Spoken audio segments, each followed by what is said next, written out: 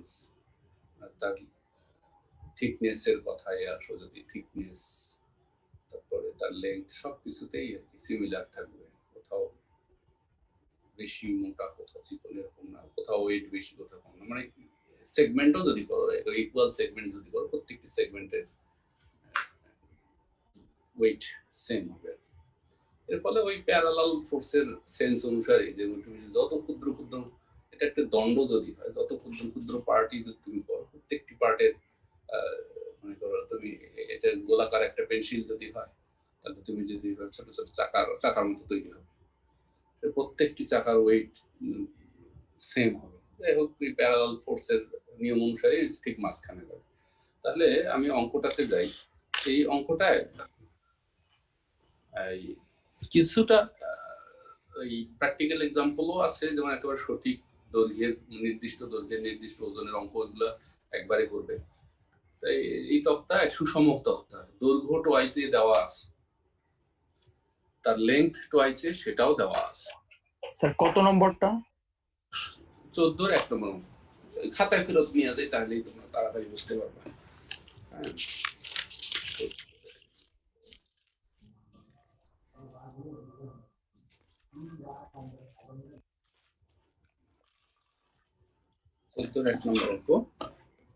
আমি তোমাদেরকে খাতায় নিয়ে যাই তাড়াতাড়ি।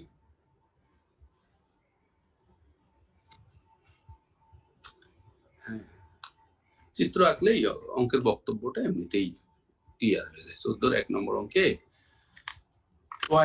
খুব দীর্ঘ একটা তক্তার কথা বলা হয়েছে, সুষম তক্তা। কাজেই তুমি যখন এই একটা সরলরেখা দিয়ে তক্তাটাকে রিপ্রেজেন্ট করবা, তোমার কাজ হবে ঠিক অঙ্কনের সময়ই মেজারমেন্টটা এমন ভাবে নেওয়া যেন মধ্যবিন্দুটা স্পষ্ট করে দেখিয়ে দিতে পারো। হ্যাঁ, তো আমি যে লেন্থ নিয়েছি সাথে সাথে মধ্যবিন্দু। আমরা তক্তাটিকে নামকরণ করব এবি। হ্যাঁ, আর ওটাকে মধ্যবিন্দু ধরবো, এবং সুষম তক্তা হওয়ার কারণে দেওয়া আছে দৈর্ঘ্য টোয়াইসে, কাজেই ও এ সমান ওবি হবে, এবং ওজনটা ভার্টিক্যালি ডাউনওয়ার্ড, ওজন ডাব্লু, এটাও দেওয়া আছে। ঠিক আছে, তো তক্তাটাকে এই ভূমির উপরে এরকম খুঁটি দিয়ে, হ্যাঁ, খুঁটির উপরে রাখা হচ্ছে, দুইটা খুঁটি দিয়ে। হ্যাঁ, দুইটা খুঁটি দিয়ে তক্তাটিকে রাখা হচ্ছে। দুইটা খুঁটির উপরে, তোমরা তো দেখতে পাচ্ছ না, এরকম দুইটা খুঁটির উপরে রাখা হয়েছে তক্তাটাকে। দুই দিকে দুইটা খুঁটি দিয়ে, দুই দিকে দুইটা খুঁটি বসিয়ে, এরকম দুইটা খুঁটি বসিয়ে তক্তাটাকে এইভাবে রাখা হবে। যাই হোক, চিত্রে সেটা আমরা দেখাবো এইভাবে। এই খুঁটি দুইটার মধ্যবর্তী দূরত্ব হবে টোয়াইস বি। তো আমরা এই এখানে একটা খুঁটি রাখতেছি। হ্যাঁ, এই খুঁটিটা আরো লম্বা করে, আরো মানে শার্প করে, মাথাটা শার্প করে সিতে একটা খুঁটি, আর এখানে আমি ডিতে আর একটা খুঁটি দিয়ে দিচ্ছি। এই সি থেকে ডি এর দূরত্বটা হলো বি। ঠিক আছে, অর্থাৎ ও এ সমান, এগুলো কোনো ব্যাখ্যা ছাড়াও লিখে দিলেও হয়, ও এ সমান টোয়াইস এ, তো এটা এ, আর সিডি সমান বি। ঠিক আছে, তো আমরা প্রাথমিক তক্তা সম্পর্কে আলোচনা যেটা আছে বই, সেটাই আগে তুলে ধরি, নামকরণগুলো করে ধরি। সুষম বা সুষম শব্দটা এখন ব্যবহার না করলেও হয়তো, সুষম তক্তাটি এ বি ও ইহার মধ্যবিন্দু। এই পর্যায়ে তোমার যদি ইচ্ছা হয় তুমি লিখে দেবে সুষম বলিয়া ইহার ওজন ডাব্লু ও বিন্দু দিয়া খাড়া নিচের দিকে ক্রিয়া করবে, আর চিত্র দেখতেছি এটা ব্যাপার না। ঠিক আছে, সাথে সাথে লিখে দিই খুঁটি দুইটির অবস্থান বা দুটির অবস্থান, যেটাই লিখো, অবস্থান সি ও ডিতে, ডিতে বা ডি বিন্দুতে, যেখানে সিডি সমান বি এটাও প্রশ্নে দেওয়া আছে, এই ইনফরমেশন গুলো দেওয়া আছে। তো এখন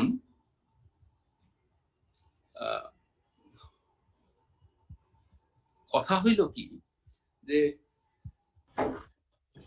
এই আমরা এই তক্তাটিকে এইভাবে তো রেখেছি, এখন যদি তুমি ভাবতে চাও যে দেখো ও থেকে সি আর ডি এর দূরত্ব যদি সমান হতো তাহলে এই ওয়েটটা ইকুয়ালি দুটি পয়েন্টে পৌঁছাতো, সিতে এবং ডিতে, অর্থাৎ ও সি আর ওডি যদি সমান হতো, বা তুমি যদি সি আর ডিতে কাঁধ রাখো, এই ভারী তক্তাটাকে দুজন যদি ক্যারি করতে চাও, একজন সিতে কাঁধ রাখো, একজন যদি ডিতে কাঁধ রাখো, তোমাকে রিয়েলাইজ করতে হবে যে ডিতে যে কাঁধ রেখেছো তাকে বেশি ওয়েট ক্যারি করতে হবে। তার মানে এই ডাব্লু ওয়েটটা কিন্তু দুইটা প্যারালাল কম্পোনেন্টে ডিভাইড হবে, সমান্তরাল অংশকে বিভক্ত হবে, এবং এই বিভক্তির কাজটা কিন্তু এই দূরত্বের অনুপাতে হবে। তুমি যদি ইকুয়াল ডিস্টেন্সে দুইজন ধরো, কথার কথা একজন যদি এ প্রান্তে ধরো, একজন যদি বি প্রান্তে ধরো, আর এই তক্তা যদি 100 কেজি হয় তাহলে তুমিও 50 কেজি ক্যারি করবা, এও 50 কেজি করবে। আবার তোমরা যদি দুজনে এই কাঁধটা নিয়ে ইকুয়ালি এগিয়ে আসতে থাকো, তাহলে তোমরা যেখানেই থাকো না কেন তোমাদের কি ইকুয়াল ওয়েট তোমরা ক্যারি করতে পারবা। কিন্তু অবস্থানটা যদি এরকম হয়, যেমন যে এই চিত্রে দেখতে পাচ্ছ, একজন ডিতে কাঁধ রেখেছে, একজন সিতে কাঁধ রেখেছে, কথার কথা আমি যদি ধরি যে এই গ্যাপটার চাইতে দ্বিগুণ গ্যাপ এটা আছে, তাহলে তুমি কিন্তু দ্বিগুণ ওজন এখানে যে থাকবে তাকে ক্যারি করতে হবে, অর্থাৎ সে 66 পয়েন্ট সামথিং আর 33 পয়েন্ট সামথিং ওয়েট ক্যারি করবে। আমার কথাগুলো কি বোঝা যাচ্ছে? তো সেটা আমার আলোচনার বিষয় না, অঙ্কের বক্তব্যটা এরপরে কি সেটা একটু বলি। এতক্ষণ পর্যন্ত এটাও অঙ্কের বক্তব্য, এই ইনফরমেশন গুলো তথ্যে দেওয়া আছে, আমরা শুধু এবিসিডি ও এই বিষয়গুলো তুলে দিলাম। অঙ্কের কথাটা হইল যে এইভাবে থাকার কারণে আমরা একে একে এ প্রান্তে আর বি প্রান্তে দুইটা ওয়েট ঝোলাবো, একে একে। একবার এতে ঝোলাবো, তখন কিন্তু বি প্রান্তে কিছু থাকবে না, আর একবার এ প্রান্তের ওজনটা খুলে নিয়ে বি প্রান্তে একটা ওজন ঝোলাবো, ঠিক আছে?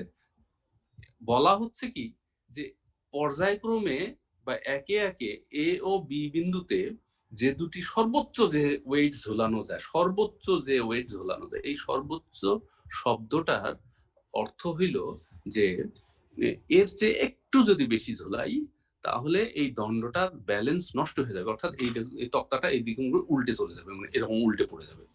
তো আমাদের অর্থাৎ এই যে অবস্থাটা তৈরি হলো, তখন তোমাকে বোঝাতে হবে যে যদি তুমি এখানে হাইয়েস্ট W1 ওয়েট ঝোলাতে সক্ষম হও, তখন এই W1 এবং W এই দুইটার যে লব্ধি তাকে ব্যালেন্স করবে সি তে, অর্থাৎ এদের লব্ধি যখন সি তে থাকবে, সি এর প্রতিক্রিয়া ব্যালেন্স হয়ে যাবে। আর এই খুঁটির মাথাটা এক জায়গায়, লব্ধিটা যদি আরেক জায়গায় হয় তখনই ইমব্যালেন্স হয়ে যাবে। আর আরেকটি ঘটনা ঘটবে, এইরকম যদি ওই যে খুঁটি না রেখে দুই ব্যক্তি, তোমরা দুই বন্ধু যদি দুইটা কাঁধ রাখো, আর এদিকে যদি W1 ওয়েট ঝুলানো হয়, তখন এই কাঁধে আর কোনো প্রেসার ফিল থাকবে না, ঠিক আছে? এখানে কোনো ক্রিয়া বা প্রতিক্রিয়া বল থাকবে না, অর্থাৎ পুরো সিস্টেমটা এই ওয়েটটা আর এই ওয়েটটা এইখানকার এই খুঁটির দ্বারা ব্যালেন্সড হয়ে যাবে। আর এই খুঁটিটা তখন এই তক্তাটিকে শুধুই স্পর্শ করে থাকবে, জাস্ট টাচ করে থাকবে, কারণ সামান্য একটু ওয়েট বাড়ানো হলে এটা উল্টে চলে যাবে, ঠিক আছে? তো এইটাই হলো এই অঙ্কের একটা উল্লেখ করার মতো বিষয়, অর্থাৎ যখন W1 হাইয়েস্ট ওয়েট এখানে আমি জ্বলাবো, তখন এই দুইটার লব্ধি সি দিয়া যাবে। এই কথা বলার পরে তুমি যদি পারো বলে দিও যে তো এই সেই সময় ডি খুঁটিতে কোনো ক্রিয়া বা প্রতিক্রিয়া বল থাকবে না। একইভাবে এইটা তুলে ফেলে বি প্রান্তে আমরা যে ওয়েট, হাইয়েস্ট ওয়েট আমরা এখানে রাখতে পারবো, সেটাকে বলা হচ্ছে W2। হ্যাঁ, এটা এখানে সরি, এটাকে ড্র করার সময় আমি সাধারণত যে কাজটা করি সেটা হলো এই যে বি প্রান্তে যখন যেটা ঝোলাবো, এইখানকার চিত্রটাকে আমি এইরকম অস্পষ্ট করে দিই, বিকজ এখানে W1 ঝুলিয়েছি, এখানে কিন্তু W1 ঝোলানো হয় নাই, এটা একটা পরবর্তী অবস্থা, মানে এখন নাই, এটা আছে, আবার এইটা থাকবে না, তখন এইটা থাকবে, এই হলো অবস্থাটা। তো এই প্রশ্নের কথাটা আমি যেভাবে আছে সেইভাবেই লিখতেছি। তক্তাটিকে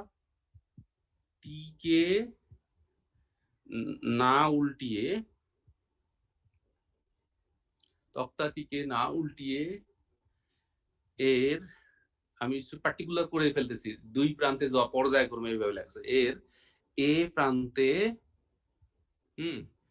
সর্বোচ্চ সর্বোচ্চ W1 ওজন, আমি W2 প্রসঙ্গ বলছি না, প্রশ্নে বলা হয়েছে একে না উল্টিয়ে এর দুই প্রান্তে পর্যায়ক্রমে সর্বাধিক W1 এবং W2 ওজন ঝোলানো যায়। তাহলে তক্তাটিকে না উল্টাইয়ে এর এ প্রান্তে সর্বোচ্চ W ওজন ঝোলানো যায়। হ্যাঁ, তখন ঝোলানো যায়। এবার তুমি তোমার সেই ব্যাখ্যাটা দাও। তখন এই W1 ও W বলদ্বয়ের লব্ধি সিতে স্থাপিত খুঁটির প্রতিক্রিয়া দ্বারা, মানে এই যে ডাউনওয়ার্ড প্রেসার, এই যে এটা দিয়া সি এর খুঁটি দ্বারা ব্যালেন্সড হবে। খুঁটির প্রতিক্রিয়া দ্বারা, সিতে স্থাপিত খুঁটির প্রতিক্রিয়া দ্বারা ইকুয়াল এন্ড অপোজিট, যাহা লব্ধি তাহাই প্রতিক্রিয়া দ্বারা সুস্থিত হয়, সুস্থিত বা ব্যালেন্সড হয়ে যায়, সুস্থিত হয়। এবং ডি খুঁটিতে উল্লেখ না করলেও চলে, কোনো ক্রিয়া বা প্রতিক্রিয়া থাকে না। আরো অনেক সময় আমরা বলি ডি খুঁটিটি তখন তক্তাটিকে স্পর্শ করিয়া থাকে, সেখানে কোনো ক্রিয়া প্রতিক্রিয়া থাকে না। দেখো তো তোমরা মূল ব্যাখ্যা যেটা, মানে কিছুটা নেসেসারি, যদি নাও দাও তাহলে চিত্র অনুযায়ী অঙ্ক করে গেলেও হয়। হ্যাঁ, তো এটাতে কারো কোনো প্রশ্ন আছে? আশা করি নাই। না স্যার। আচ্ছা, তো এই যে তুমি কিন্তু অনেক কথাই বলে ফেললা যে W1 আর W, only this two forces are now downward forces, এগুলোকে ব্যালেন্স করার দায়িত্ব এই খুঁটির। হ্যাঁ, আবার এই লব্ধিটা যদি সিতে না যায়, এইদিকে যাইতো, তাহলে খুঁটির প্রেসার ওইদিকে, ওজন এইদিকে, এটা ইমব্যালেন্স হইতো, এরকম আমরা বলি আর কি। ঠিক আছে? আর যেহেতু হাইয়েস্ট বলা হয়েছে, তখন এটা স্পর্শ করে থাকতেছে, ইত্যাদি ইত্যাদি। তো এখন যদি তুমি খুঁটির প্রতিক্রিয়া W+W1 বা লব্ধি W+W1 ইত্যাদি কথা বলো, তাও হবে, না হলেও হবে। তাহলে এখন আমরা সমান্তরাল বলে যাচ্ছি, অর্থাৎ এই কথার অর্থ দিয়ে তুমি বলতেছো এ বিন্দুর W1 আর ও বিন্দুর W, তাদের লব্ধি হবে W+W1, সেটা যাবে সি বিন্দুতে। তাহলে আমরা লিখতেছি, লক্ষ্য করো, W1 ফোর্স এ তে আছে, আমরা OC লিখব। W ফোর্স ও তে আছে, আমরা AC লিখব। লব্ধি W+W1 সি তে আছে, আমরা OA লিখব। ক্লিয়ার? এই সূত্রটা আমরা শিখেছি। এখান থেকে এই W1 এবং এই অংশ থেকে আমরা OC দৈর্ঘ্যটা, OC সমান, এই যে আমি মুখস্থ যদি লিখি, ডাব্লুর অবস্থান থেকে লব্ধির অবস্থান, ও তে ডাব্লু আছে, ডাব্লু থেকে লব্ধির অবস্থান W1 দিতে হবে, লব্ধি W+W1 দিতে হবে, এবং টোটাল লেংথ OA দিতে হবে। অর্থাৎ প্রথম আর শেষের অংশ থেকে পেলাম। এটা থেকে আরেকটা লাইন লিখেই দেই, সেটা হলো OC সমান W1 W+W1 ইন্টু A। এটা 1 নম্বর সম্পর্ক।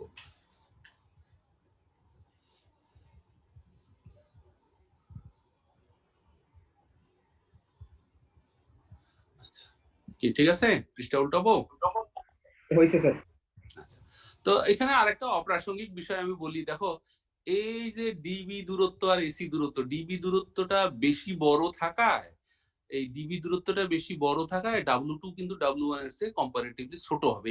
এই চিত্র অনুসারে W2টা একটু ছোট হবে W1 এর চাইতে, কারণ এই যত বেশি দূরত্ব, ভ্রামকের পরিমাণ তত বেশি হয়, ইত্যাদি ইত্যাদি ব্যাপার আছে আর কি। যাই হোক, দ্বিতীয় ক্ষেত্রে আমরা বি প্রান্তে একই কথাটা বলে যাব, তখন শুধু এই ভূমিকাটা নিব যে W2 ওজন ঝোলানো যায়, এই বাকি দুইটা লাইন আগে যেহেতু আছে, রিপিট না করলেও চলবে। ঠিক আছে? বলো স্যার। এই বিন্দুতে যদি স্যার সর্বাধিক বল আমরা যদি না প্রয়োগ করতাম, তাহলে কি স্যার ডি বিন্দুতে আংশিক কোনো বল পাওয়া যেত স্যার? হ্যাঁ হ্যাঁ, আংশিক বল পাওয়া যেত। কথার কথা, তুমি W1 ঝোলা তো সম্ভব, মনে করো সেখানে তুমি একটু কম দাও, তাহলে ও কিছুটা, মানে ও কিছুটা প্রেসার ক্যারি করবে আর কি। হ্যাঁ, মনে করো ওই যে দুইজন তোমরা তক্তাটাকে যদি এইভাবে ক্যারি করো, হ্যাঁ, দুইজন ক্যারি করতেছো আর এইভাবে ক্যারি করতেছো, কোনো ওয়েট ঝুলাইনি, তখন তো তুমি জানো যে কাছে কাঁধ রেখেছো তার ঘাড়ে বেশি প্রেসার পড়বে, আর যে জি দূরে স্যার। ঘাড় রেখেছো তার কম প্রেসার পড়বে। গেল সেই অবস্থা, একটা তো গেল, দুজন ক্যারি করতেছো। এখন এই হাইয়েস্ট মনে করো কথার কথা 70 কেজি ওজন এখানে ঝোলানো সম্ভব, এটা না উল্টে। তো যখন আমি 70 কেজি ঝুলাইলাম, তখন এই ব্যক্তির কাঁধে 170 কেজি চাপ পড়ে গেল, আর ও তখন কিছুই ফিল করতেছে না, কারণ এটা এই কপি কলের মতো হয়ে গেছে, এটা উল্টে পড়ে যাওয়ার মতো অবস্থা। সামান্য একটু বাড়াও মানে উল্টে যাবে, উল্টে মানে তখন আর এখানে কোনো স্পর্শই থাকবে না, সংস্পর্শই নষ্ট হয়ে যাবে, কন্টাক্ট লুজ করবে ডি।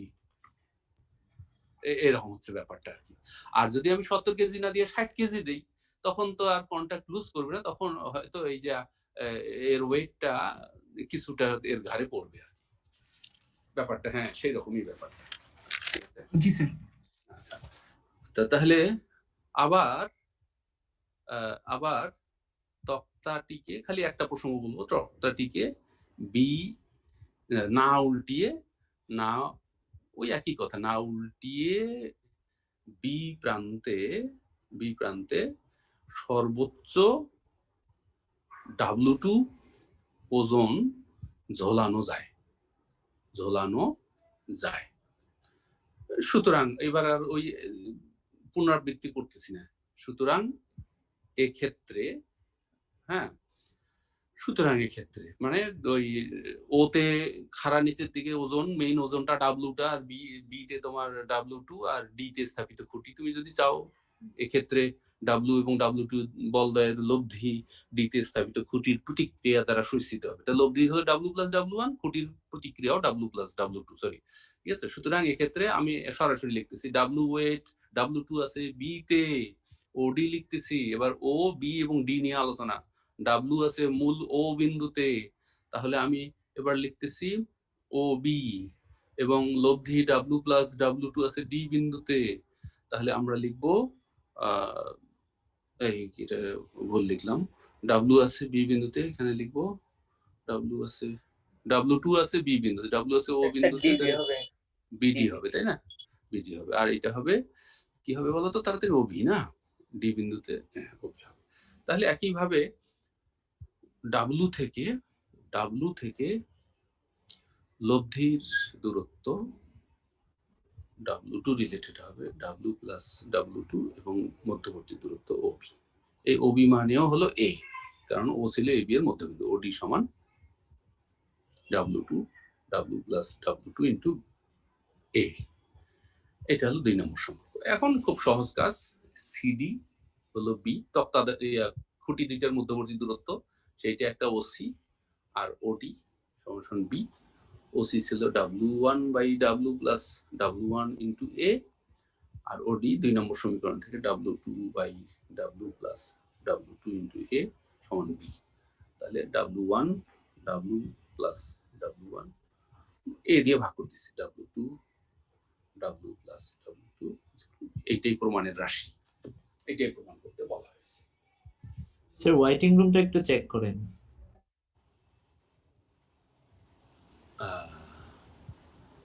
এখন আমরা 114 জন ছাত্র আছে।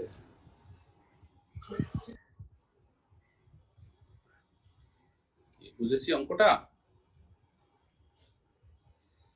স্যার আপনি কি এটা শর্ট স্যার আগের পেজটা একটু আরেকবার দেখান।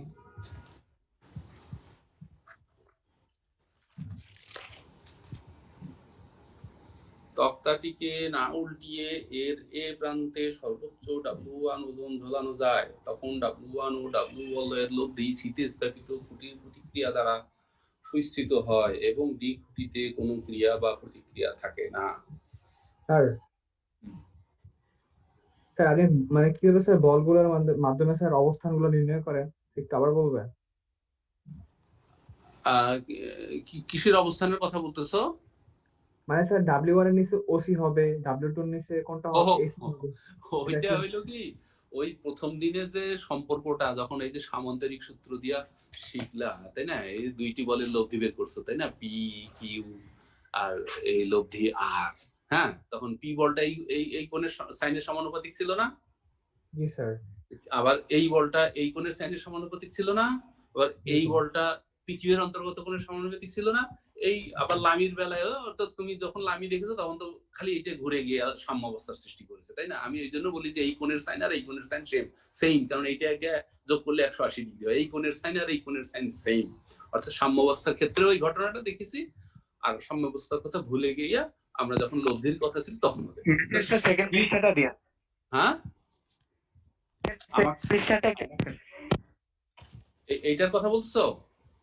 না স্যার, মানে অঙ্কেরই স্যার, পরের পৃষ্ঠাটা আগে, যেটা পরে আচ্ছা, বললেন। তো এখন আমি যেটা বলতেছি, যখন এই সমান্তরাল বলের ক্ষেত্রে আছে, আমি একটু এখানে দেখাই। সমান্তরাল বলের ক্ষেত্রে এই যে পি বলটা এখানে, কিউ বলটা এখানে, লব্ধি বলটা এইখানে। এখানে বলতে তোমাকে তো অবস্থান বলে দিতে হবে, এ তে পি, বি তে কিউ, আর সি তে লব্ধি। তা যে সম্পর্কটা আমরা শিখেছি, পি হলো এই গ্যাপটার সমানুপাতিক। তাহলে ওই জন্য বলছি তিনটা বল, তিনটা বিন্দু, পি আছে এ তে, তাহলে বিসি লিখতে হবে এইটা। আবার কিউ যখন লিখবা তখন অপর দুটির অন্তর্গত কোণ না, অন্তর্গত দূরত্ব এসি। দূরত্ব ঠিক বলা আবার ঠিক না, কেননা প্যারালাল ফোর্স অন্য দিকেও থাকতে পারে। আর যখন পি প্লাস কিউ তখন এই এ বি, এরকম। মানে যখন যে বল লিখবা অন্য দুটির মধ্যবর্তী গ্যাপটার কথা লিখবা আর কি। ও এখানে যেমন এইটা লিখলে ওই গ্যাপ, এটা লিখলে এই গ্যাপ বা এই কোণ। এখানেও পি হলো এটার সাথে সম্পর্কিত, কিউ হলো এটার সাথে সম্পর্কিত, লব্ধি হলো পুরাটার সাথে সম্পর্কিত। বুঝছো নাকি? জি স্যার, বুঝছি স্যার। তো এখানে ডাব্লু, এটা কিন্তু আলোচনা নাই, এখানে ক্রিয়া প্রতিক্রিয়া নেই, এখানে তো বস্তু স্যার ঝুলানো। পরের পৃষ্ঠাটা একটু দেন। এই পর্যন্ত ঠিক আছে? তুলছো? স্যার জি, স্যার। একটু এক মিনিট স্যার। আচ্ছা আচ্ছা, একটু লিখে।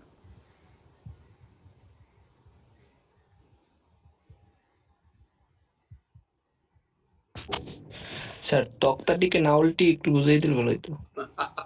আরে তক্তাটিকে না উল্টিয়ে, এই তক্তাটিকে খুঁটির উপরে রাখা হলো। তো এই যে তক্তাটাকে, এই যে এখানে একটা খুঁটি, এখানে একটা খুঁটি, হ্যাঁ, এই যে দুইটা খুঁটি, আর এই যে তক্তাটিকে রাখা হলো। তো আমি যদি এখন দেখো তক্তাটা ঠিক মিডিল পয়েন্ট আর খুঁটি দুইটা মিডিল পয়েন্ট এক জায়গায় করি, তাহলে ইকুয়াল প্রেসার পড়বে, ঠিক আছে? তো এখন এটা একটু ইমব্যালেন্স হয়ে গেল, দেখো ওইদিকে বেশি রাখছি, এদিকে কম রাখছি, এরকম করে। পরের পৃষ্ঠাটা দেন। হ্যাঁ স্যার এখানে একটা কোশ্চেন ছিল ছবিতে স্যার। বলো। হ্যাঁ হ্যাঁ, W1 বাই, তাহলে ওই যে এটা তো ওডি হওয়া উচিত ছিল স্যার, তাইলে আমরা এখানে এখানে W1 এখানে।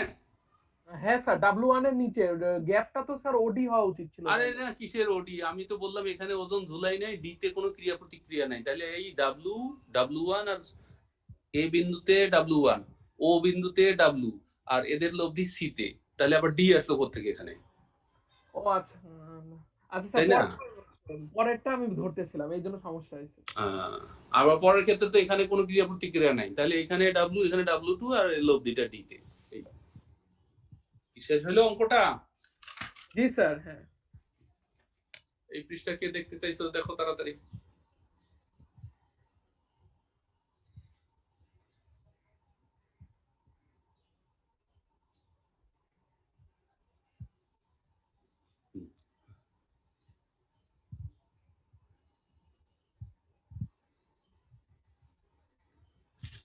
আচ্ছা, তো হয়েছে সবার, এই তো।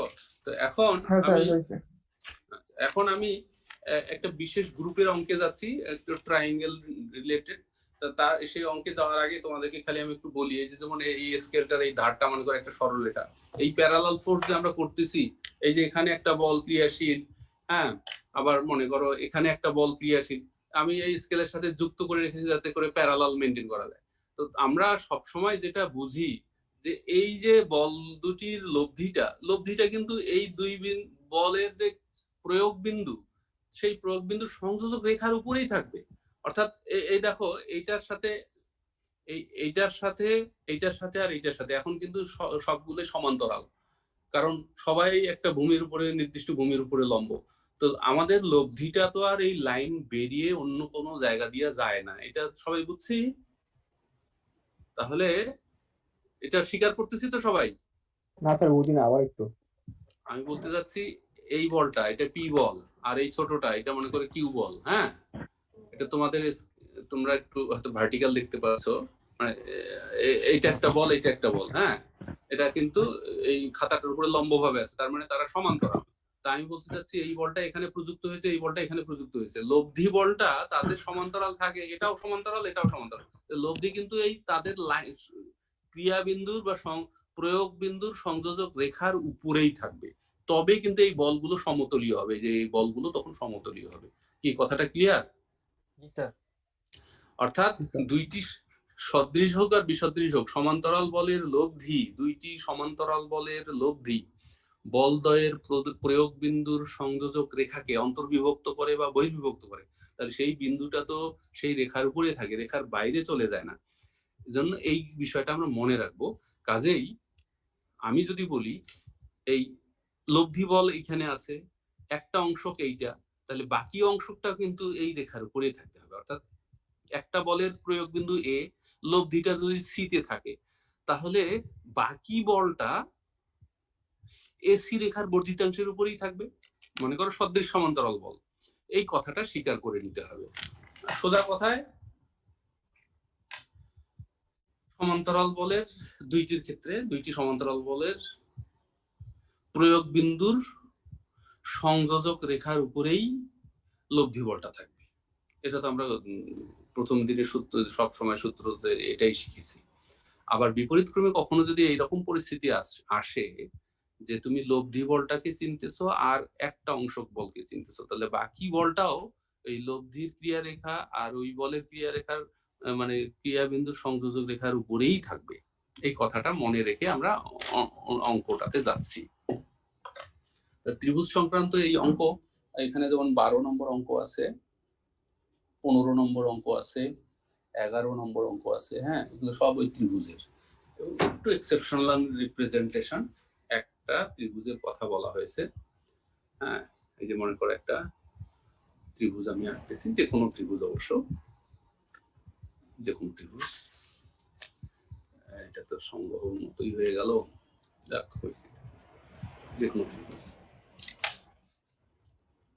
A B C. তো এই ত্রিভুজটাতে তিনটি সদৃশ সমান্তরাল বল প্রয়োগ করা হচ্ছে। কিভাবে প্রয়োগ করা হচ্ছে সেটা একটু দেখো।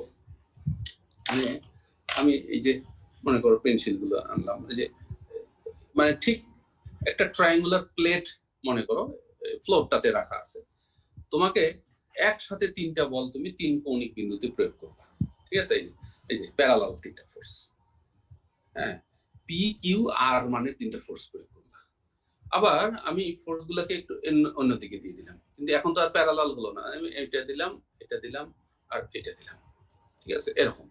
অথবা আমি এরকম দিলাম, হ্যাঁ, এরকম দিলাম, এরকম দিলাম, সাইমালটেনিয়াসলি তিনটা প্যারালাল ফোর্স আমি অ্যাপ্লাই করলাম। ঠিক আছে, তাহলে স্যার বিসদৃশ হতে পারে না, এখানে স্পষ্ট করে বলা হয়েছে তিনটি সদৃশ সমান্তরাল বল পি কিউ আর।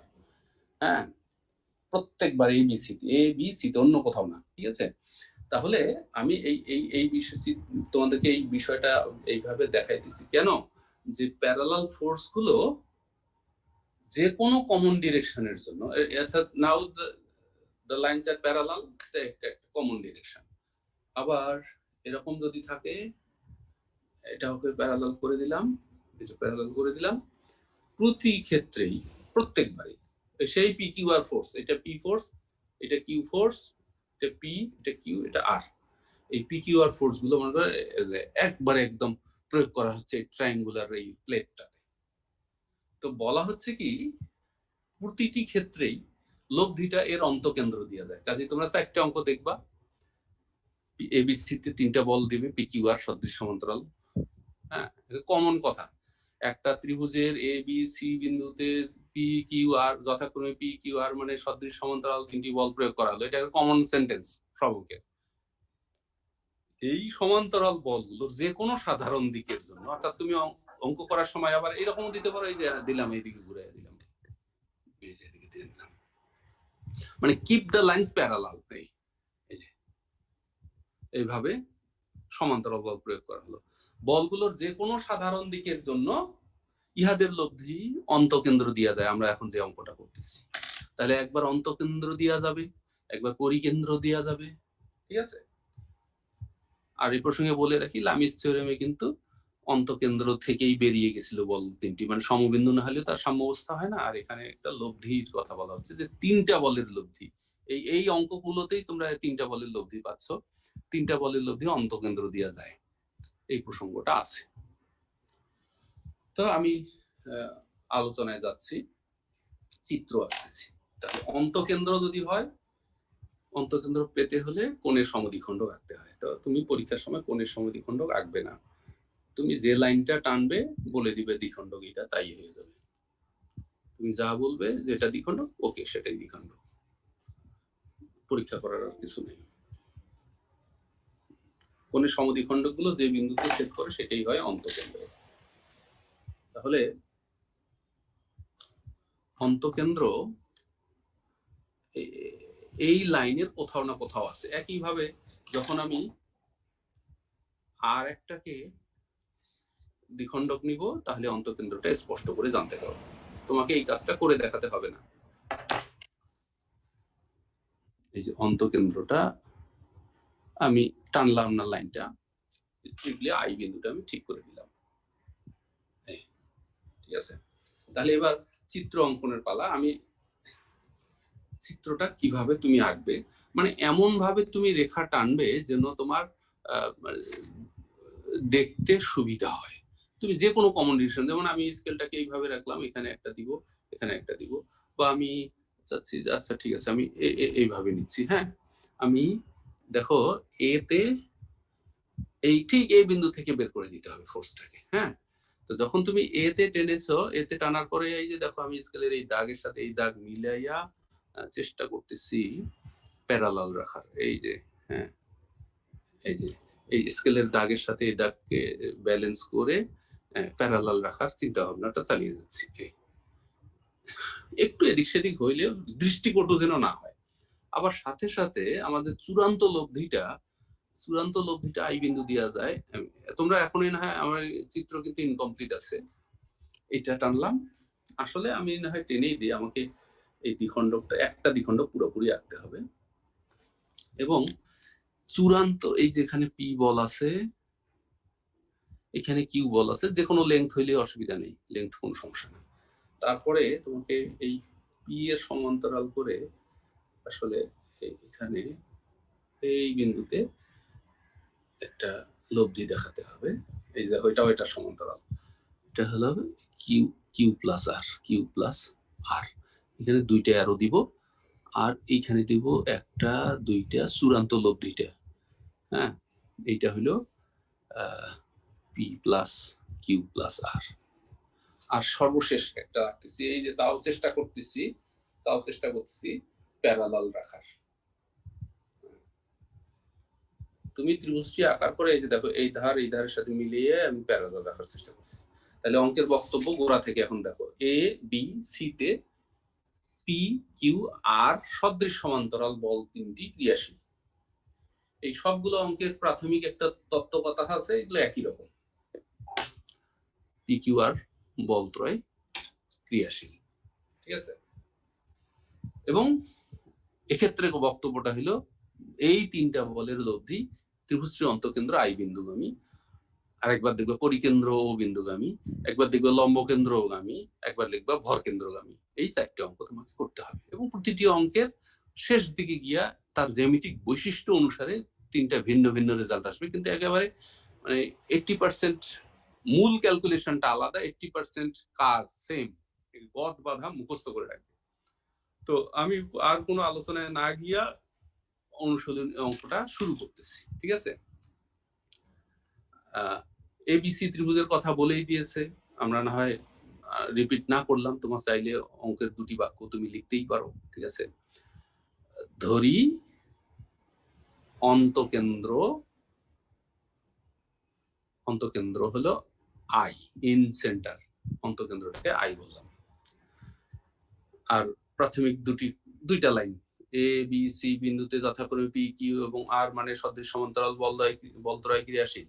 বলগুলোর লব্ধি ত্রিভুজটির অন্তকেন্দ্রগামী ধরি অন্তকেন্দ্র আই বাস এই প্রাথমিক কথাগুলো আশা করি তোমরা লিখতে পারবে।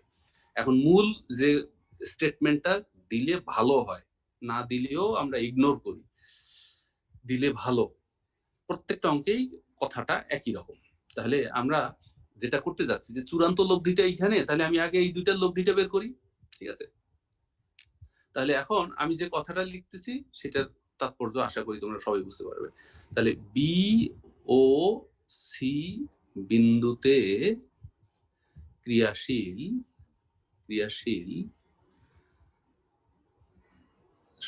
যথাক্রমে কিউ ও আর মানের সদৃশ প্রশ্নেই দেওয়া আছে, সমান্তরাল প্রশ্নেই দেওয়া আছে, বল দ্বয়ের লব্ধি কিউ প্লাস আর, ঠিক আছে? লব্ধি কিউ প্লাস আর বিসি রেখার উপরস্থ কোন বিন্দুগামী হবে। এই কথা নিশ্চয়ই একেবারে সহজবোধ্য একটা কথা নাকি? বিসি রেখার উপরেই থাকবে লব্ধিটা, আমি শুরুতেই যে কথাটা বলেছিলাম। কি কেউ কিছু বলবে? কোনো, এটা খুব স্বাভাবিক কথা না? জি স্যার, জি স্যার। বিসি রেখার উপরে থাকবে। এখন এই যে আই বিন্দুতে যে একটা লব্ধি, তাহলে এখন বলো এই দুইটার লব্ধির সাথে আর পি এর সাথে লব্ধি নিলেই তো চূড়ান্ত লব্ধি পাবো। এই দুইটার লব্ধি আমি পাইলাম, আমি বললাম না সেটা ডি তে, আমি বলছি somewhere on the line BC এই ফোর্সটা অ্যাক্ট করবে। তাহলে আমি কিন্তু ক্লিয়ার করে দিলাম না এটা ডিটা কি। তাহলে আমার এই কিউ প্লাস আর এবং পি এর লব্ধিটাই তো হবে চূড়ান্ত লব্ধি। তাহলে আই বিন্দুতে ক্রিয়াশীল, মানে যেটাকে লব্ধি বলা হচ্ছে, ক্রিয়াশীল পি প্লাস কিউ প্লাস আর, তিনটি বলের লব্ধি, বলের একটি অংশক পি, তাহলে অপর অংশ কি? কিউ প্লাস আর, যা এ বিন্দুতে ক্রিয়া করে। তাহলে অপর অংশক Q plus R A I এর বর্ধিতাংশের উপর থাকবে।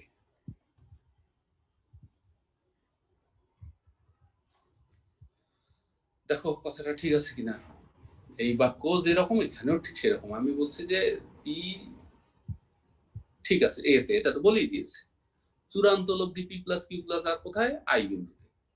তাহলে সমান্তরাল আরেকটা অংশ কি? কিউ প্লাস আর, সেটা কোথায় থাকবে? এআই কে বাড়ানোর ফলে কোন যে রেখাংশ তার উপরে কোথাও থাকবে। এই লাইনটা বুঝছি? জি জি স্যার। স্যার। আচ্ছা, তো এইবার চূড়ান্ত একটি বক্তব্য, সেটা সব অঙ্কে এই ধাঁচের সব অঙ্কে তোমরা দিলে ভালো, খুব মানে বুঝে শুনে দিলে লেখাটা ক্লিয়ার হবে। এখন আমরা বলতে চাচ্ছি কি, যে এআই কে বাড়াইলাম, বিসি কে ডি বিন্দুতে সেট করলো। তা তুমি আগে বলেছো কিউ প্লাস আর বিসির উপরে কোথাও আছে, আর এখন বলতেছো এআই এর বর্ধিতাংশের উপরে আছে। তা এআই কে বাড়াইয়া সে যদি বিসি কে ডি বিন্দুতে সেট করে, তাহলে ডি বিন্দুতেই কিউ প্লাস আর আছে। ক্লিয়ার কথাটা? স্যার। তা এই শেষ বাক্য ধরি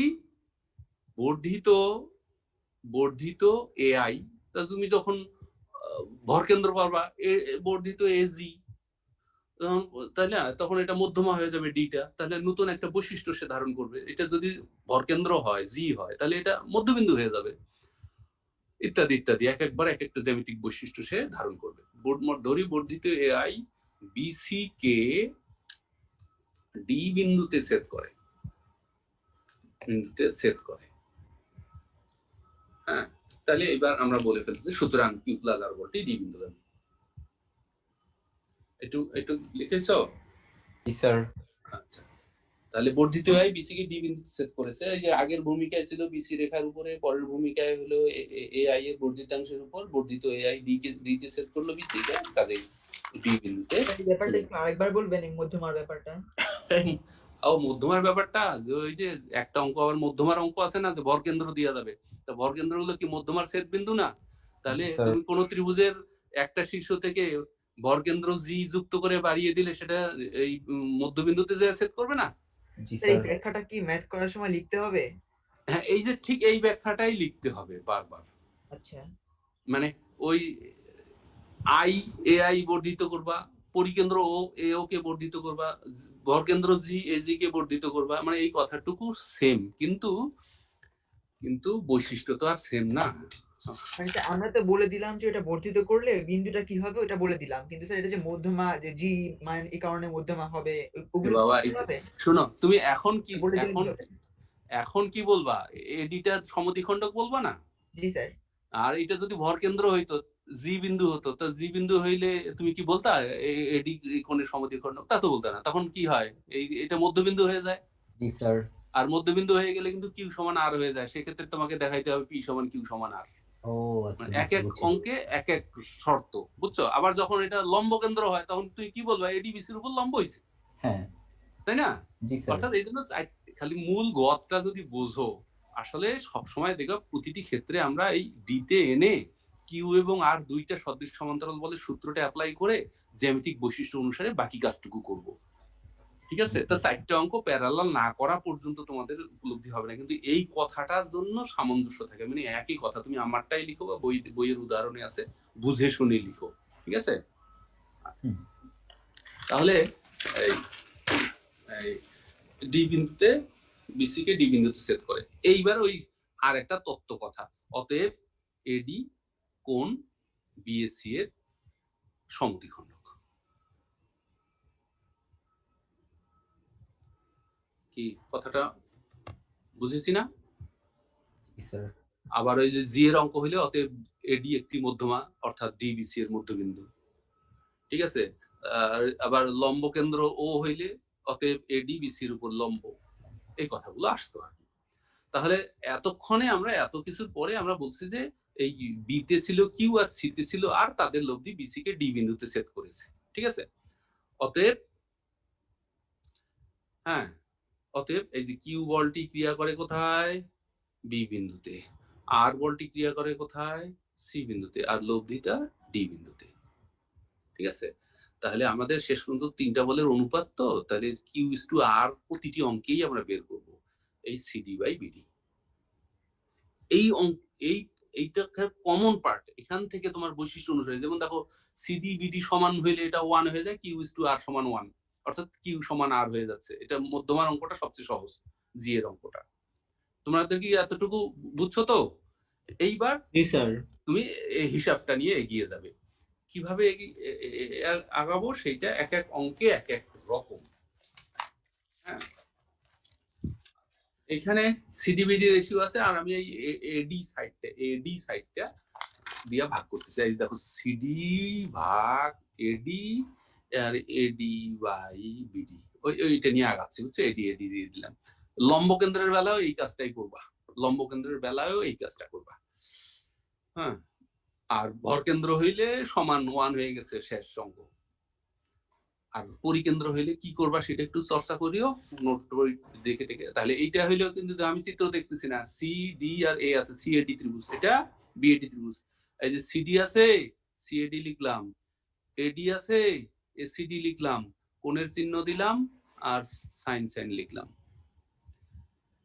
বিএডি ত্রিভুজ, এডি আছে, এবিডি লিখলাম, মাঝখানে থার্ড ভার্টেক্স সেট করো, বিডি আছে, বিএডি লিখলাম, কোণ দিলাম, কোণ দিলাম, সাইন লিখলাম। ক্লাস হচ্ছে স্যার একটু এর আগের পৃষ্ঠাটা দেন, নিচে দিকে। জি স্যার। স্যার হ্যাঁ, হয়ে গেছে স্যার, পরের পৃষ্ঠা। স্যার এডিটা কেন আনলাম আরেকবার একটু বলা যাবে স্যার? হ্যাঁ, স্যার এডিটা কেন আনলাম আরেকবার একটু বলা যাবে? ওই এডিটা ওই পাশাপাশি দুইটা ত্রিভুজ, তো আসলে সরাসরিও লেখা যাবে। তোমাদেরকে আমি একটু বলি যে এডি একটা কমন সাইড, ওই সিডিবিডির সাথে রিলেটেড আছে এডি, বুঝছো? ওই যে মাঝখানের বাহুটা, মানে এরকম তো চিত্রটা, এই যে এ বি সি আর এরকম না চিত্রটা, এডি আই। তাহলে সিডি আর বিডি রেশিওটা আমরা আসলে এডি দুইটার সাথে আছে, তো কমন একটা সাইড দিয়ে ভাগ করে দিলাম। ভাগ করে দিলে এই পরের লাইনটা বুঝছো তো? স্যার সাইন কিভাবে আসলো? আচ্ছা বলতেছি এখন। কোন ত্রিভুজ, উত্তরটা কেমনে আসছে স্যার? আচ্ছা ত্রিভুজ সিএডি ও ত্রিভুজ বিএ ডিএ সাইন রুল, তাহলে সিএডি না, এটা সিএডি ত্রিভুজ না? জি sir. Two sides of the triangle CAD and two sides of the triangle BAD, ঠিক আছে? তাহলে আমি বলতেছি তিনটা বিন্দু মিলে ডিস্টার্ব করে না, তিনটা বিন্দু মিলে ত্রিভুজ হয় যে সিডি একটি বাহু তৈরি করে, থার্ড ভার্টেক্স মাঝখানে দাও, এ সিডি সি ভার্টেক্স মাঝখানে দাও, এবিডি ত্রিভুজের এবিডি বি মাঝখানে দাও, বিএডি এ মাঝখানে দাও। হ্যাঁ, অর্থাৎ যে বাহু আছে তার বিপরীত কোণ এর সাইনের সমানুপাতিক। ঠিক আছে, এটুকু বুঝছি?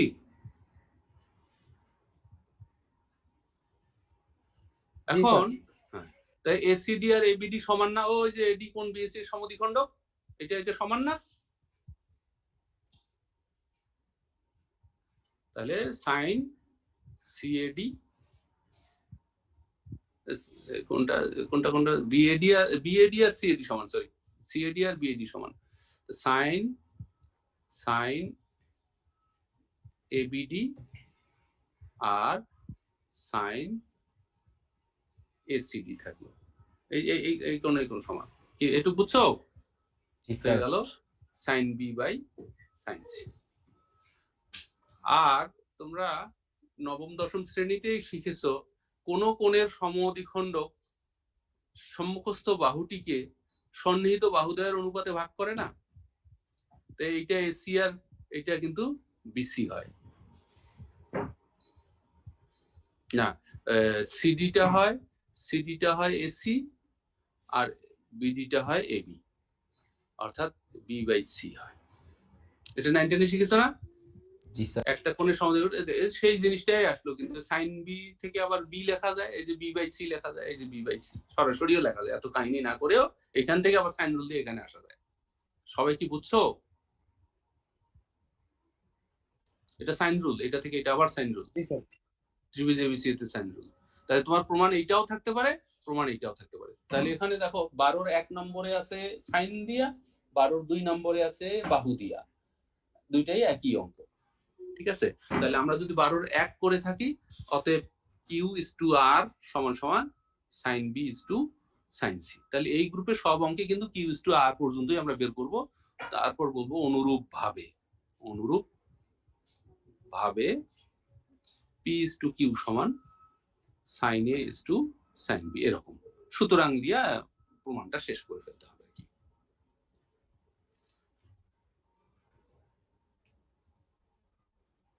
স্যার বি বাই সি টা কেমনে আনছেন স্যার আবার একটু? Sine B, B by sine B আর সি বাই সাইন সি না, সাইন রুল ত্রিভুজ এবিসি এর। জি স্যার, জি স্যার। সাইন রুল থেকে কোণ থেকে বাহু, কোণ থেকে বাহু চলে যাওয়া যায় আর কি, যেটা এখানে করা হয়েছে সেটাই সাইন রুল। হ্যাঁ, এটুকু বুঝেছো? তোমাদের ক্লাস আছে তো? 56 জি স্যার, বুঝি। হ্যাঁ, তাহলে আজকে পর্যন্তই থাক। তোমরা ত্রিভুজ রিলেটেড অঙ্কগুলো একটু দেখিও। আমি দ্রুত গতিতে সবাইকে মিউট করে দিয়ে অ্যাটেন্ডেন্সটা দিয়ে ফেলাই। ফাহিম আবার এত উপরে চলে আসছে কিভাবে? ফাহিম রোল নাম্বার 10 প্রথমে